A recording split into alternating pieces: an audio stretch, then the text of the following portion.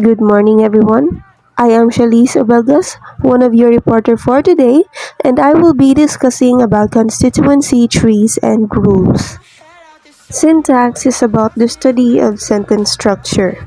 So, to start the discussion, let us start by defining what we mean by sentence structure.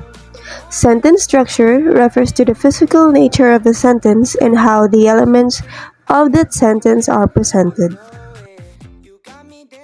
Constituency in linguistics. It is the most important and basic notion in syntactic theory. The relatedness is captured by membership in a constituent. That is to say, every sentence is made up of parts of other things that work together to make the sentence meaningful. To be able to understand more, let us compare the sentence, "The students loved their syntax assignments."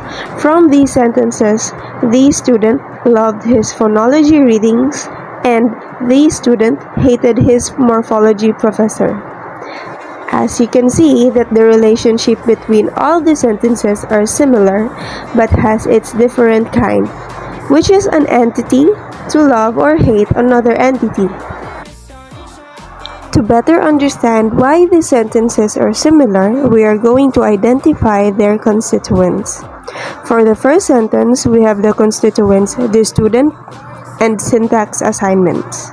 For the second sentence, we have the constituents "the student" and phonology readings. For the third sentence, we have "the student" and morphology professor.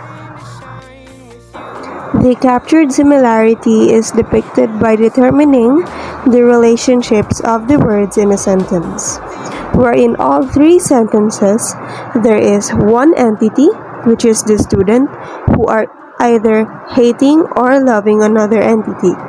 This could be his syntax assignments, his phonology readings, or his morphology professor.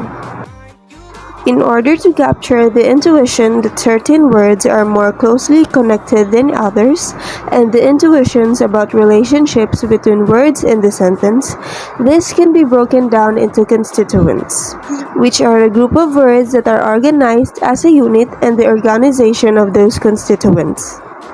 They are organized in a hierarchical structure by embedding inside one another to form larger constituents. We have two different ways to represent this bigger unit. One of them is to put square brackets around units, and another could be to arrange them in a hierarchical form. This is a typical hierarchical tree structure. The sentence constituent, represented by the symbol TP, consists of two constituents: a subject-noun phrase and a predicate or verb phrase.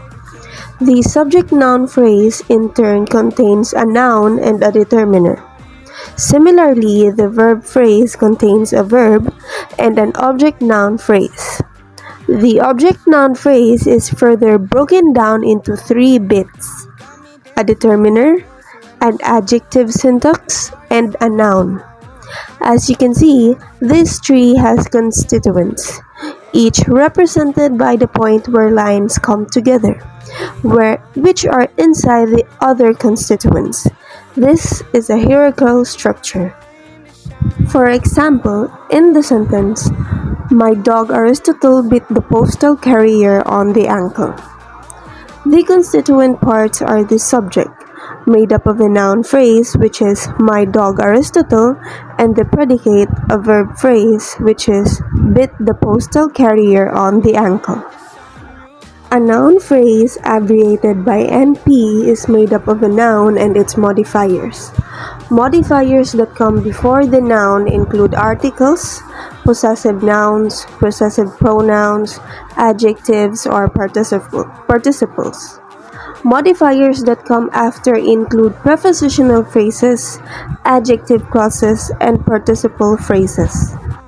A verb phrase, abbreviated by VP, is made up of a verb and its dependents, which could be objects, complements, and modifiers.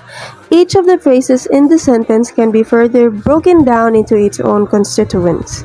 The subject-noun phrase includes the noun Aristotle and the possessive pronoun and noun "my dog." that modify Aristotle. The verb phrase includes the verb bit, the noun phrase the postal carrier, and the prepositional phrase on the ankle. Hierarchical constituent structure can also be represented with brackets. Each pair of brackets represents a constituent. We normally put the label of the constituent on the left member of the pair. As you can see, bracketed diagrams are much harder to read. However, sometimes bracketed diagrams have their uses. So, you should be able to translate back and forth between the trees and bracketed diagrams. So that will be all for my report today, and I hope that you have learned a lot with me. I am Shalise Abagas, and thank you for listening. Good morning, everyone. This is Pamela Jane Balahay, and I will be your next reporter. Let us proceed to the topic, which is rules and trees. Now we have the tools necessary to develop a simple theory of sentence structure. We have a notion of constituent, which is a group of words that function as a unit. And we have labels, or the parts of speech used to describe the parts of those units. Let's put the two of these together and try to develop a description of a possible English sentence. In generative grammar, generalizations about structure are represented by rules. These rules are said to generate the tree. So if we draw a tree a particular way, we need a rule to generate that tree. The rules we are going to consider in this chapter are called phrase structure rules, or the PSRs, because they generate the phrase structure tree of a sentence. Let's start with the constituents we call noun phrases, or NPs. The simplest NPs, or noun phrases, contain only a noun, usually a proper noun, pronoun, mass noun, or a plural noun. Let's refer to the example in the side, which is A. John is a proper noun, B. Water as a mass noun, and C. Cats as a plural noun. Our rule must minimally generate NPs, then that contain only an N, or a noun. The format for PSRs is shown below. We use X, Y, and Z here as variables to stand for any category. As for the example below, XP stands for the label for the constituent, and the arrow, which means consists of, and X, Y, and Z are the elements that make up the constituent. For a further example, this rule says that an NP is composed of an N. This rule would generate a tree like what is written below. Of course, there are many noun phrases, or NPs, that are more complex than this. Example, the box, his binder, that pink fluffy cushion. We must revise our rule to account for the presence of the determiners. Thus, NP consists of D and N. So a noun phrase consists of determiner and a noun. This would generate a tree like the example below. Compare the noun phrases, or the NPs, in the previous and the present example. You'll see that determiners are optional. As such, we must indicate their optionality in the rule. We do this with parentheses around the optional elements.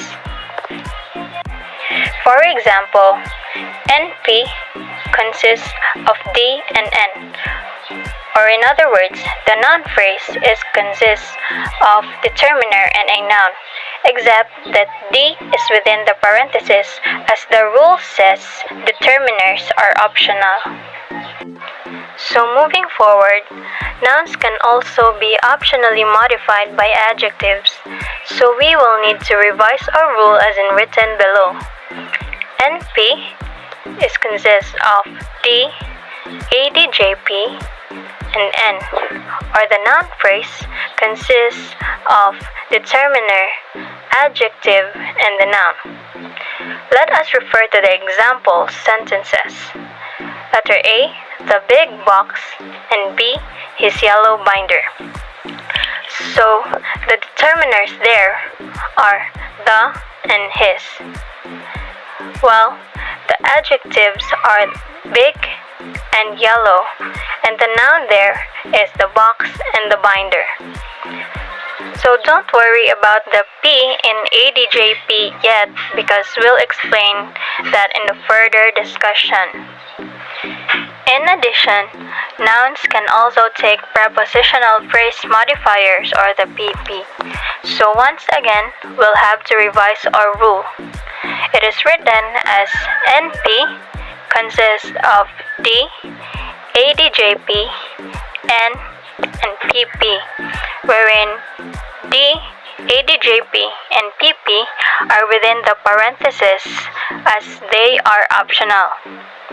So the example sentences are A, the big box of crayons, and B, his yellow binder with a red stripe.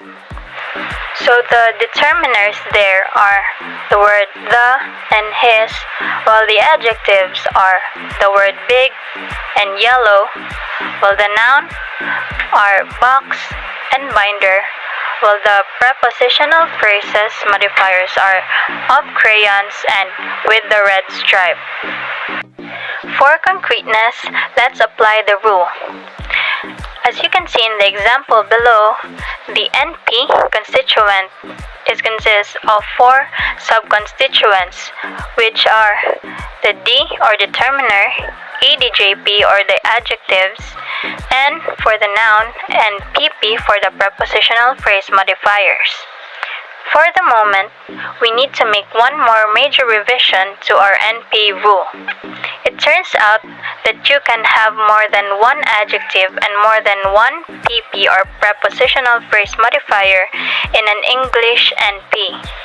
For example, the big yellow box of cookies with a pink lid, where the is the determiner, big is the adjective, and another adjective is yellow, and the noun is box, of cookies is the prepositional phrase, and another prepositional phrase is with a pink lid.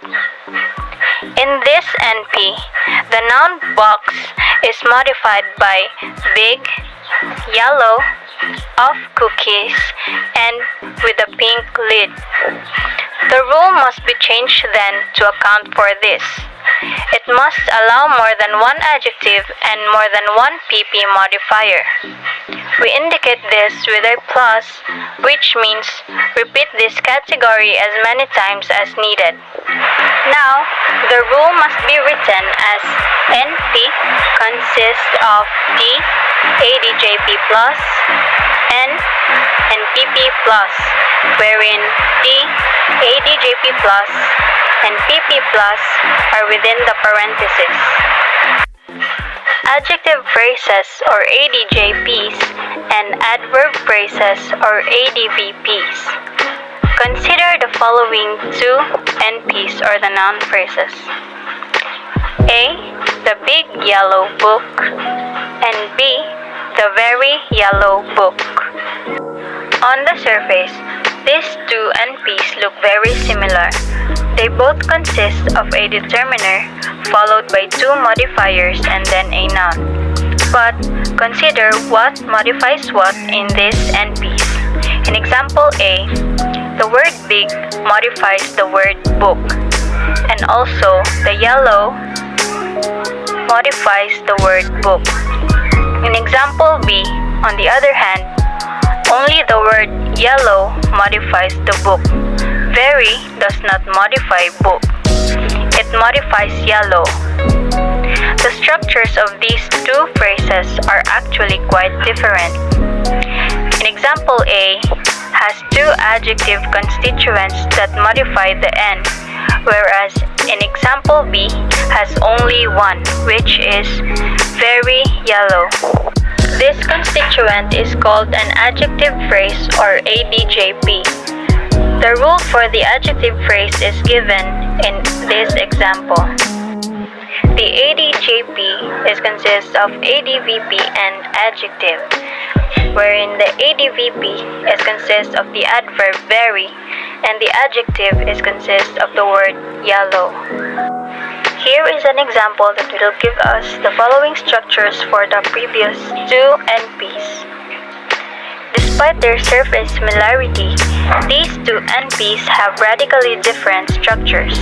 In example A, the N is modified by two ADJPs. In example B, it is by only one. This leads us to an important observation about tree structures, which is called the principle of modification or informal, that states modifiers are always attached within the phrase they modify. The adverb very modifies yellow, so it is part of the yellow ADJP in example B. In example A, by contrast, the word big doesn't modify the word yellow. It modifies the word book, so it is attached directly to the NP containing the word book. This will be the end of my report. Thank you for listening, and let us proceed to the next reporter. Good day, can I request everybody to listen as I discuss this topic? Okay, thank you. I am Carol Joy Shanilo and I was assigned to discuss the phrase structure rules for adverb phrases, prepositional phrases, and verb phrases. Phrase structure rules is the grammar contains a set of rules that generates the trees. So, a short recap for the previous discussion, the reporter discussed the phrase structure rules for adjective phrases with these constituents: the big yellow book, the very yellow book, as an example, and stated that these two noun phrases have radically different structure despite their surface similarity. The picture on the screen gives us the following structure for the two noun phrases. Let's move forward to the phrase structure rules for adverb phrases. Let us define first what is an adverb. It is a word which modifies the meaning of a verb, an adjective, and another adverb, a phrase or a clause. Brutally, quickly, briskly is an example of an adverb. Ran quickly and spoke softly is an example of adverb phrase. After introducing the adjective phrases rule, a very similar rule to introduce is adverb phrases. Very quickly is an adverb phrase, and let's create a tree structure using these constituents. This gives us the rule: adverb phrase consists of obligatory adverb and optional adverb phrase. So this is the image of the tree structure rule for adverb phrases. Adverb phrases, as the name suggests, has its head an adverb, and an adverb usually ends in ly. For example, quickly. There are some cases that you want to modify or describe even further how quickly, so you might want to say very quickly. Very modifies quickly, so very must be inside the phrase headed by quickly, an adverb phrase. Adverb phrase rule specifies that its modifier is another adverb phrase. Because we have this rule, adverb phrase consists of obligatory adverb and optional adverb phrase. And the rules that not say adverb phrase consists of obligatory adverb and optional adverb. So you will never get these trees of this form, the picture on the right side. And in this structure, you might wonder that the tree is a little confusing. There are two adverbs and two adverb phrases. Remember that the constituents are phrases, and a phrase consists of a head and modifiers. The categorical type of the head determines the categorical type of the phrase. The head of the phrase is the word that gives the phrase its category. For example, the head of the noun phrase is the noun. The head of a prepositional phrases is the preposition. The head of the adjective is an adjective, and the head of an adverb is an adverb. And let's try to differentiate the tree structure of an adjective phrase and compare it to a complex adverb phrase. The head very is the head of an adverb phrase, and the adjective yellow is the head of adjective phrase. And this structure is for adjective phrase. Let's compare it to the tree structure of adverb phrases. So we have here the same kind of headiness, except both elements are adverbs.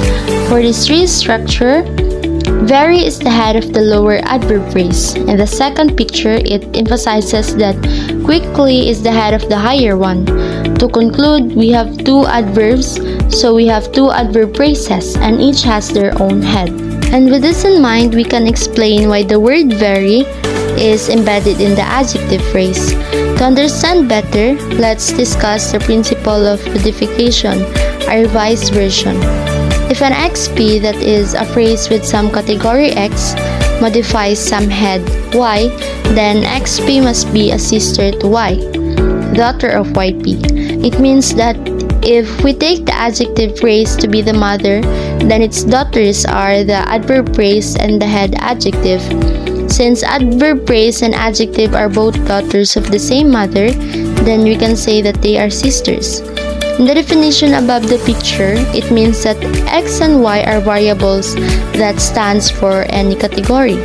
If one phrase XP or adverb phrase modifies some head adjective which represents the variable Y, then the XP must be a sister to Y, or should we conclude that the adverb phrase and adjective are sisters, and meaning that they must share a mother. You'll notice that this relationship is asymmetric. Adverb phrase modifies adjective, but adjective does not modify adverb phrase. The next phrase structure rules is for prepositional phrases. Let us define first what is the preposition. It is a word which links to noun, pronouns, adjective, verbs, and phrases to other words in a sentence to form a proper sentence.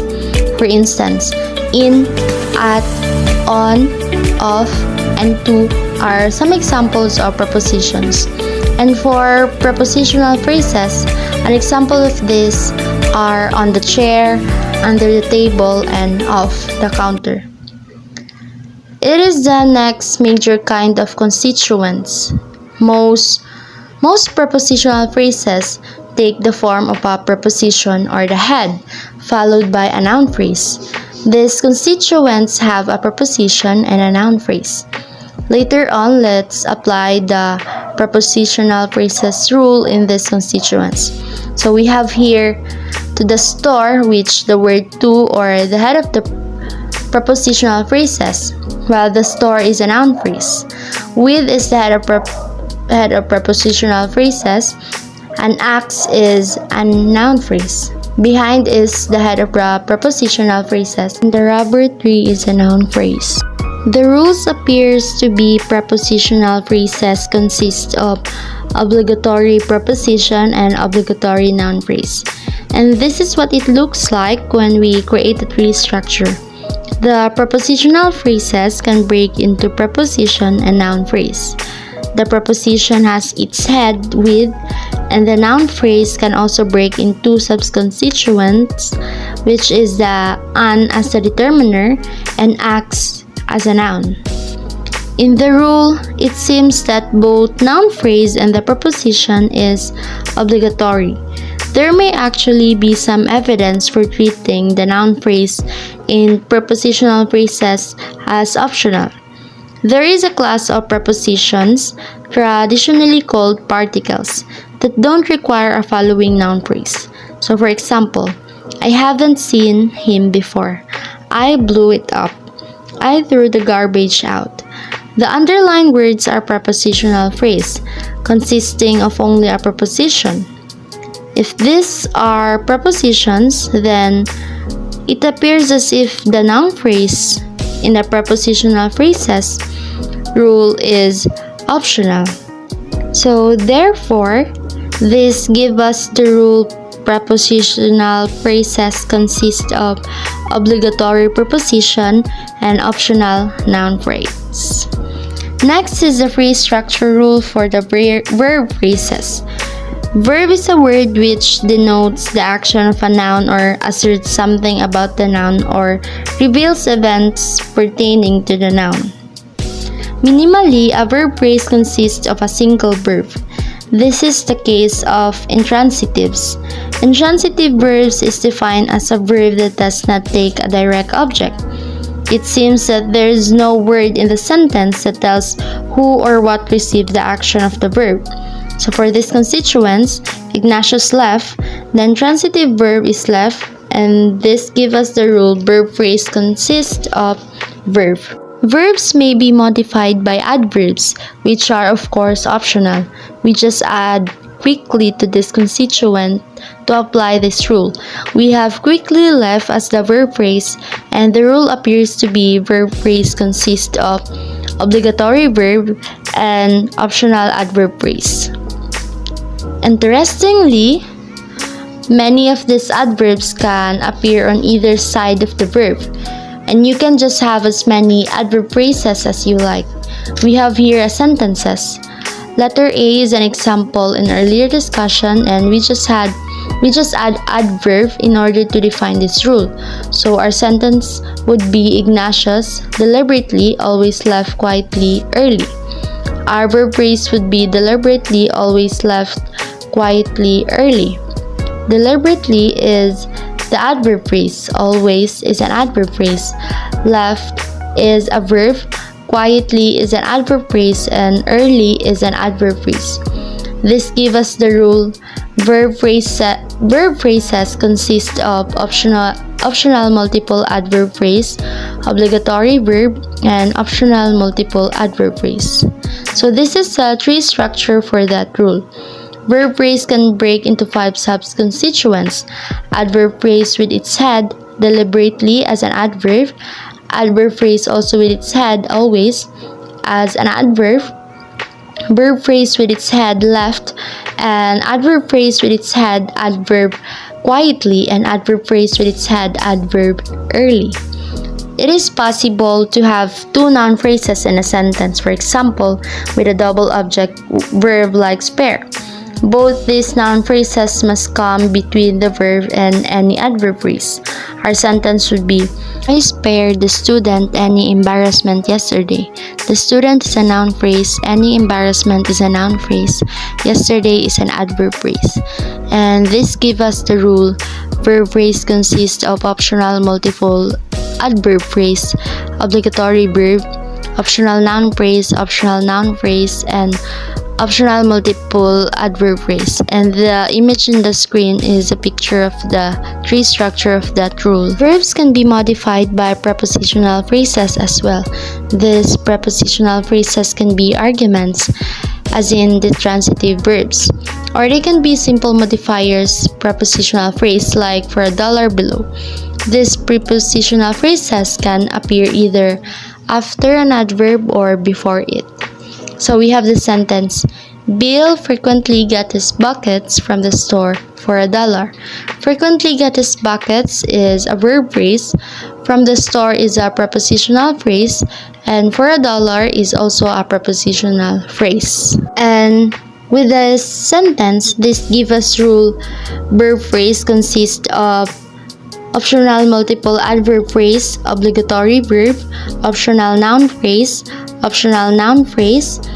and optional multiple adverb phrase, optional multiple prepositional phrase, and lastly, optional multiple adverb phrase. And this is a tree structure for the verb phrases. And this rule is nearly our final verb phrase rule for this discussion. And thank you for listening.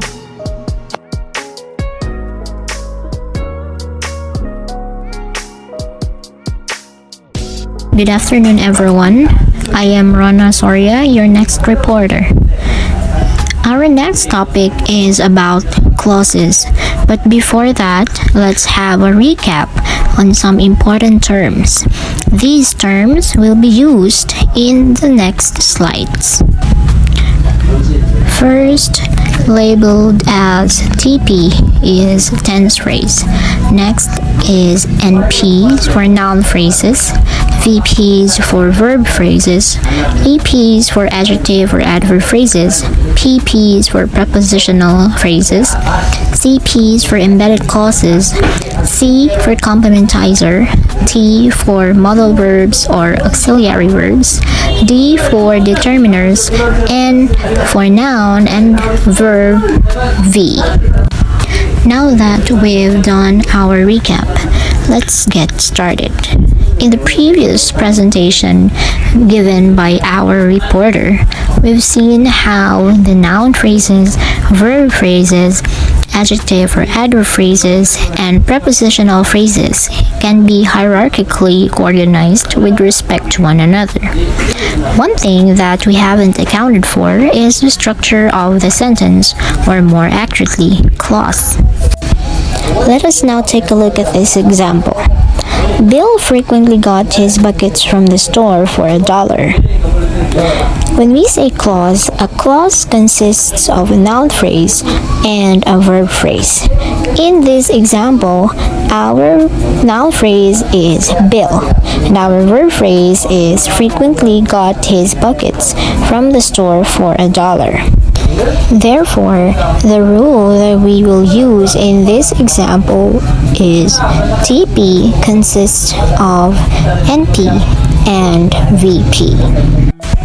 We're going to parse this example to display its syntactic structure. So this is the tree that can be drawn by the rule tense phrase consists of a noun phrase and verb phrase. So a tense phrase consists of a noun phrase and a verb phrase. And the noun phrase has its constituent noun, which is Bill. And in the verb phrase, it consists of an adverb phrase and verb. So its constituent is an adverb, which is frequently, then the verb got. Verb phrase can also have noun phrase under it. We have constituents D and N, which is his, buckets, determiner, and noun. And then you have prepositional phrase, consists of a pronoun, preposition, and a noun phrase. And under it, we have the determiner and the noun, the store. Then another prepositional phrase consists of P and NP. So the preposition for, the article, and noun. So the article a and the noun dollar. So that's Bill frequently got his buckets from the store for $1. Tense phrases can also include other items, including and surprisingly elements of the category T, such as modal verbs and auxiliary verbs, like this example. Cedric might crash the longboat. In this example, the rule TP consists NP, T, and VP is applied. Take note that modal verbs or auxiliary verbs will be labeled as T, and note that the T in the TP is optional. Clauses don't always have to stand on their own. There are times when one clause is embedded inside another.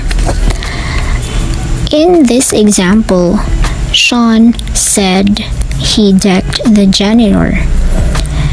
The clause he decked the janitor lies inside the larger main clause. Often embedded clauses are introduced by a complementizer like that or if. In order to introduce complementizers, we need a special rule. So its CP or complementizer phrase consists of C and TP.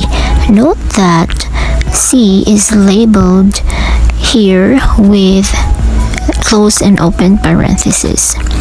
For the moment, we will assume that all embedded clauses are complementizer phrases, whether or not they have a complementizer. This means that a sentence like Sean said he decked the janitor will have a complementizer phrase in it even though there is no complementizer that. Embedded clauses appear in a variety of positions, just like what is presented in the previous slide. The embedded clause appears in the same slot as the direct object, but embedded clauses can also appear in subject position. To introduce this condition, a new rule is generated. That is, a tense phrase consists of either NP or CP, with T as optional and VP. Next, we have Naomi asked Erin if Dan ate her kung pao chicken yesterday over the phone. This gives us the rule of VP consists of optional adverb phrase, V, optional noun phrase, an optional noun phrase or complementizer phrase, optional adverb phrase, optional prepositional phrase, and optional adverb phrase. Here, we do not want to add optional adjective phrase before the optional complementizer phrase or noun phrase in the rule because adverb phrases cannot appear before the noun phrase. Another example that we have is the fact about Bill that he likes ice cream bothers Natasha. So our noun phrase is the fact about Bill. Our complementizer phrase is that he likes ice cream, and our verb phrase is bothers Natasha. In addition to the complementizer phrases that modify nouns, as in the example, there is another kind of complementizer phrase modifier to a noun, and these are called relative clauses. We aren't going to include relative clauses in our rules yet. This is because they often contain what is called a gap, or a place where some part of the clause is missing. So here are the different phrase structure rules. These are needed to generate trees that account for English sentences. And these rules have very important property. Notice the following things. The tense phrase rule has a verb phrase under it. Similarly, the verb phrase rule can take a complementizer phrase under it, and the complementizer phrase takes a TP. This means that the three rules can form a loop and repeat endlessly. This property is called recursion, which accounts partially for the infinite nature of human language. Because you get these endless loops, it is possible to generate sentences that have never been heard before. This simple property of these rules thus at least partly explains the creativity of human language, which in itself is a remarkable result. To illustrate the different phrase structure rules being mentioned, let's take a look at this example. The man from New York has often said that he gave peanuts to elephants. As you can see, tense phrase consists of noun phrase and verb phrase. Notice that this time we have a modal verb labeled T, which is optional. Noun phrase consists of a determiner, an adjective phrase, noun, and also takes a prepositional phrase. The determiner here is the adjective phrase big modifying the noun man, and the prepositional phrase here is from New York. So that's the big man from New York. Now under the verb phrase, it consists of adverb phrase, verb, and complementizer phrase. For the adverb phrase, we have the adverb often. For the verb, we have the verb said. And for the complementizer phrase, we have the complementizer that. In this example, complementizer takes another tense phrase. Here, the second tense phrase consists of a noun phrase and verb phrase.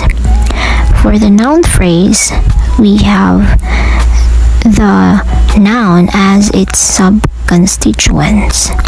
And for the verb phrase, it takes a verb, a noun phrase, and a prepositional phrase. So the verb gave the noun phrase peanuts and its prepositional phrase to elephants. So that's the end of my report. Thanks for listening. Now I'd like to give the floor to the next presenter, Miss Monteflor. Good day everyone, I am Christine Monteflor, and for today I will show you how to draw a tree. So how to draw a syntax tree. Now that you have the rules and the parts of speech, drawing syntax trees is much more difficult than you expect. So it takes a lot of practice to know which rules to apply and apply them consistently and accurately to a sentence. Drawing a syntax tree is a learned skill that needs lots of practice. There is not one single correct way of drawing syntax trees.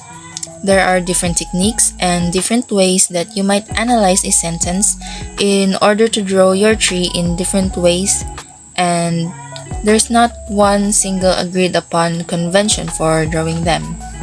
So in our sim, there are two ways to go about drawing a tree, and I am gonna show you on how to do a bottom-up trees. So with bottom-up trees, you can start at the bottom way up to the tense phrase, and this method for tree drawing often works best for beginners. So if you're a beginner, I suggest you use bottom-up trees. So here are some steps to do a bottom-up trees.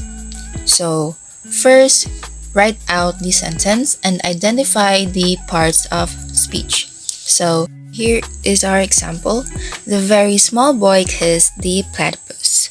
So with the first step, we must identify the parts of speech on each words.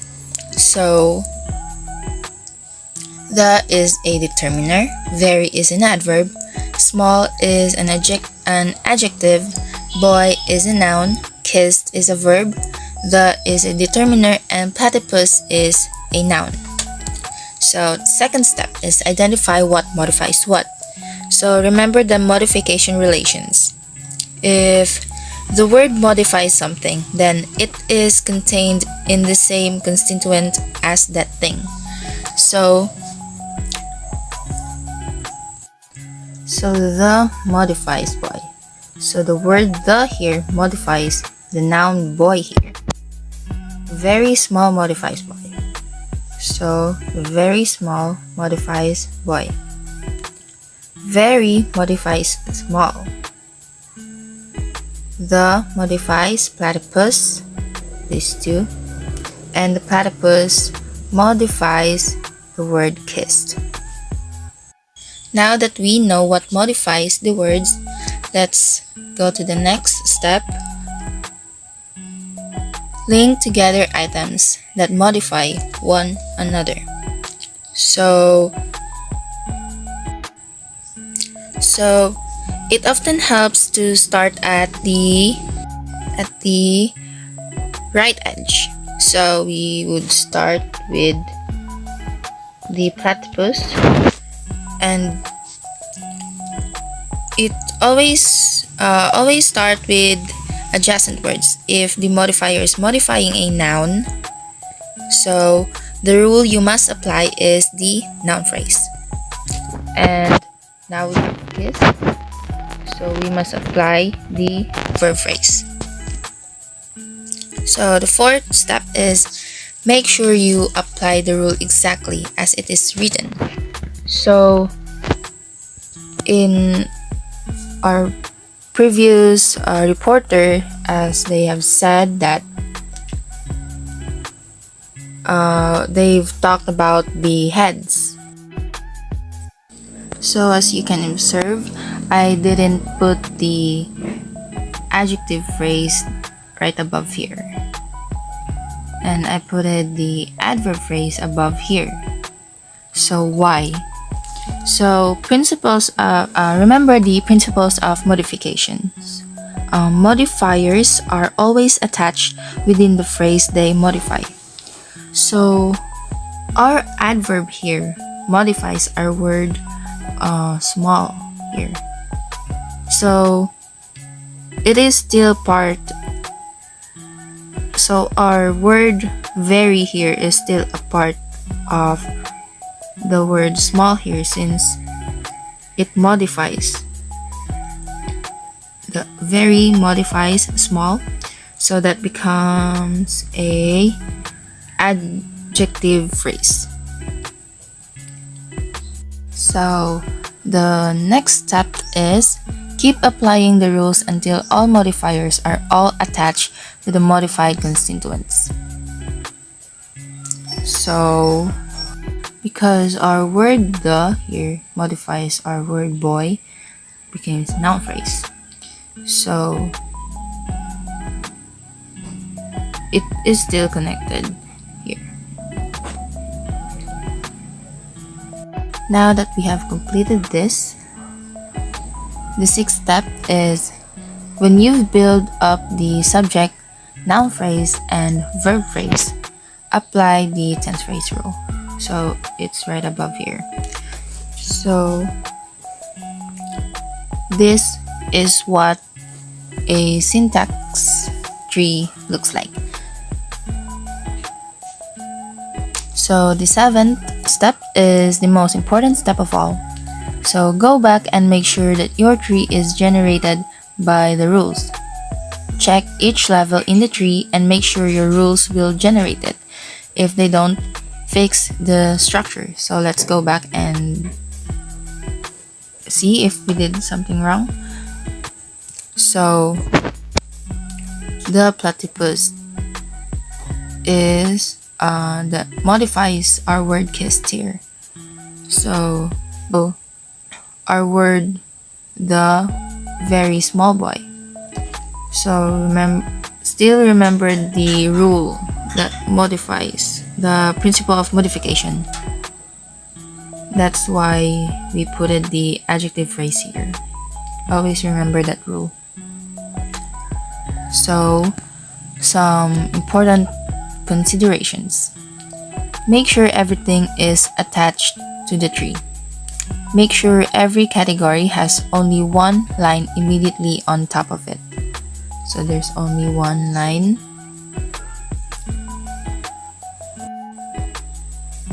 Don't cross lines. Make sure all branches in the tree have a part of speech label. So thank you for listening, and always remember that skill at drawing a syntactic trees comes only with practice. Always check your trees against the rules that generate them. The top-down method of drawing trees. So most professional syntacticians use a slightly quicker means of drawing trees. Once you are practiced at identifying the structure of trees, you will probably want to use this technique. But be warned, sometimes this technique can lead you astray if you are not careful. So, this method, let's start out the same way as the others, by writing out the sentence and identifying the parts of speech. So in the sentence below, the very small boy kissed the platypus. So in the sentence, as you can see, the word the is the determiner, very is adverb, small is adjective, boy is a noun, kissed is a verb, the is the determiner, and platypus is a noun. Next, draw the TP node at the top of the tree with the subject, NP or noun phrase, and VP or verb phrase underneath. So as you can see in the picture, at the top of the sentence, there is now the TP node above, which is the tense phrase, the subject, NP or noun phrase, and VP or verb phrase underneath. Using the NP rule, flesh out the subject NP. You will have to look ahead here. If there is a P, you will probably need a PP. Similarly, if there is an adjective, you'll need at least one adjective phrase, maybe more. Remember, the principle of modification, elements that modify one another are part of the same constituent.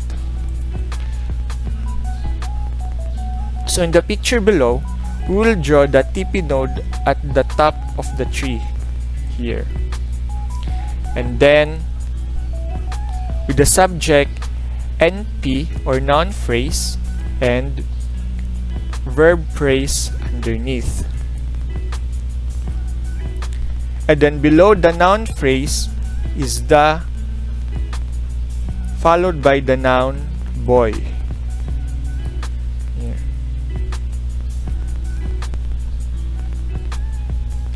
And below the NP or noun phrase, we will put the ADJP or adjective phrase because their heads are adjectives. Here.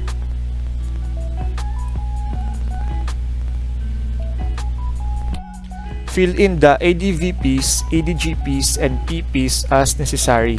You may need to do other NPs inside PPs. So remember, right on the top of the letters TP, TP or tense phrase, and you know that a tense phrase is compounded with the noun phrase.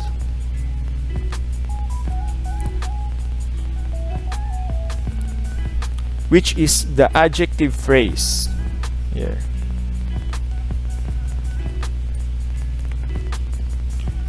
And the noun phrase is compounded by a determiner. Determiner. The. And we have the noun, which is the boy.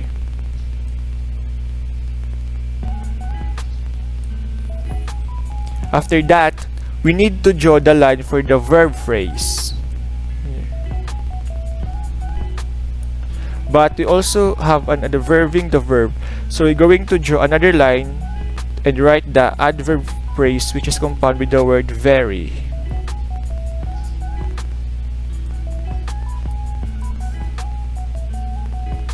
Right. Next, do constituent inside the VP, including the object NPs and any APs and PPs inside them. So as you can see, we have a noun phrase here, which is the platypus. So we're going to draw another line, noun phrase, which is compounded by the determiner the, which is an indefinite article. And finally, we have a noun which is ahead of the noun phrase.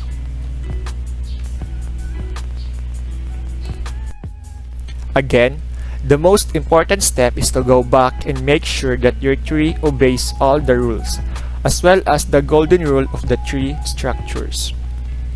Here are some important considerations. Make sure that everything is attached.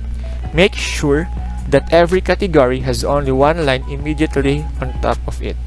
It can have more than one under it, but only one immediately on top of it. Don't cross lines. Make sure all branches is in the tree have a part of speech label. Avoid triangles.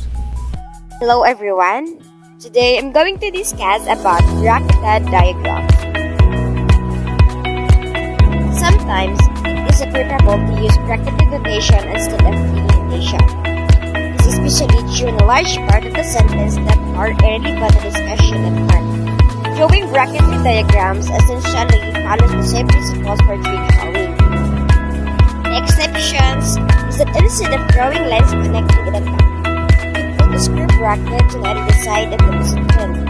A label is usually put left member the bracket here as in substitute.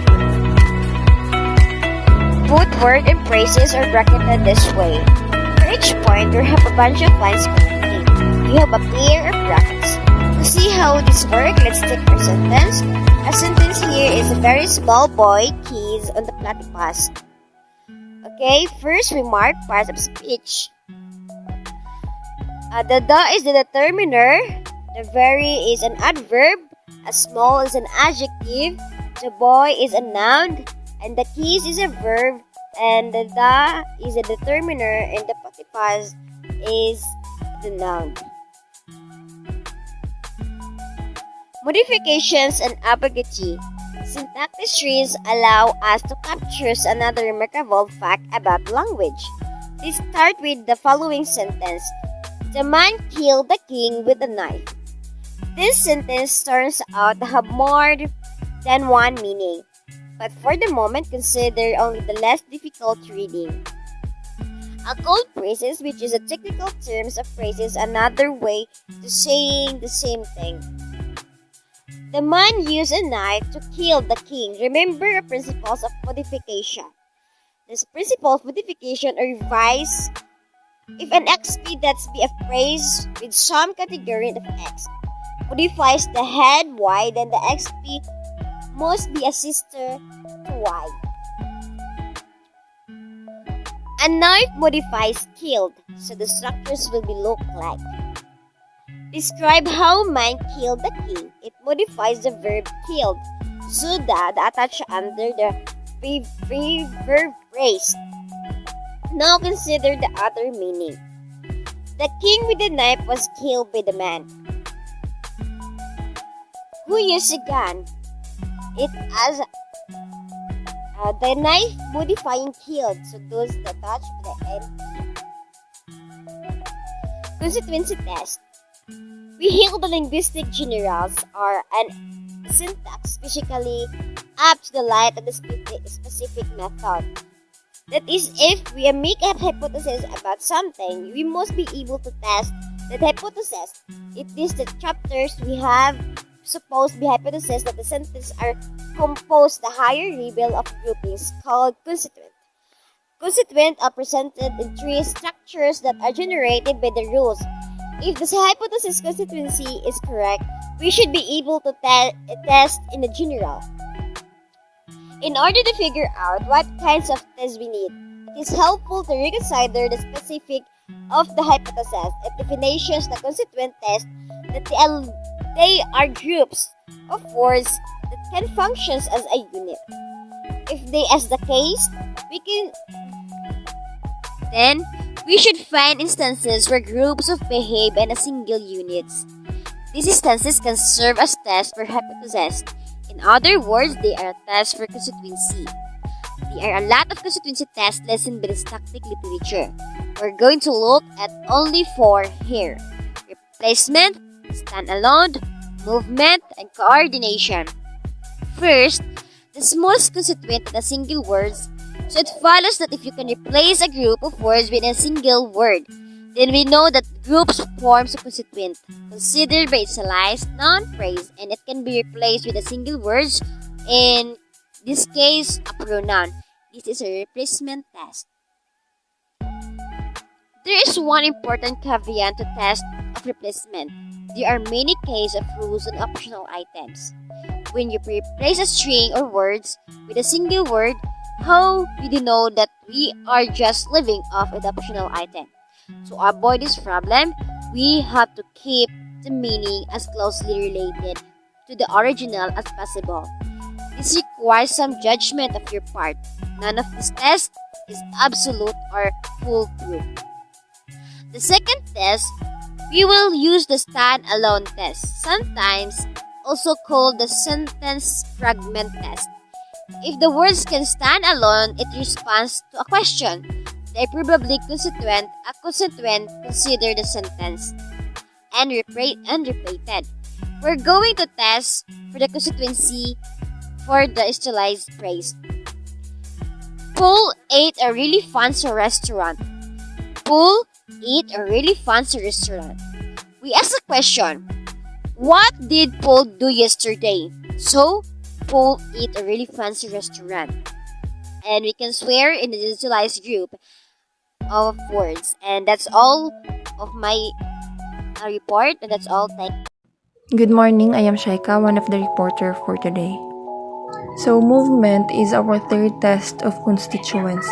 If you can move a group of words around in a sentence, they are constituent because you can move them as a unit. So the basic study behind the movement is that words can move together as a unit, they form as a constituent. So there are several different types of movement tests. We will discuss two in this. We have clifting and proposing. We will start with the clifting test, which is the part of the movement test. So take a look in this example sentence. The man bought a new phone at the store. Now the clifting which you do is it was or is a blank, that, and then continue. So here is an example. Okay, so say you wanna find out this at the store is a constituent. You would say something like, it was at the store that the man bought a new phone. And that is a perfectly good sentence. And at the store form is a constituent. Now the same we took at this line, new phone at. So try to see if that is a constituent. We get it was new phone at that we bought the store. As we observe, that is extremely bad sentence. So a new phone is not a constituent. We try to put down the sentence a new phone. You will get the it was a new phone that a man bought at the store, and that is a perfect sentence. And how about a new phone at the store? We will put down here and complete the sentence. It was a new phone at the store the man bought, and that is also a great sentence. Next, we will discuss the proposing. Say for example, our sentence is, I like half-pound steaks. Proposing will be taking a constituent and proposing get to the beginning of the sentence. We would say half-pound of steaks is what I like, and that works a constituent. Again, the movement test is only reliable when you keep the meaning roughly and the same as the original sentence. And finally, we also have the test of coordination, or it also called conjunction. It coordinates structures or constituents linked by a conjunction like and or. Only constituents of the same syntactic category can be conjoined. So the coordination or conjunction is basically putting a group of two things together, then their constituents of the same type. So here's an example. John and the man sitting next to Mary and nice people. Now here I am putting together the John on the one hand and the man sitting next to Mary on the other hand. So since I am able to connect these two, that means each one of a constituent and the three of both can constituents of the same type. So this is a noun or a noun phrase, and this also must be a noun or a noun phrasing. We only connect the things that are alike. So I know that right at the back of the man sitting next to Mary, even though contains 6 words, is a noun phrase, nevertheless, just like John is. If you can coordinate a group of words with a similar group of words, then they form a constituent. And that's all. Thank you for listening and have a good day.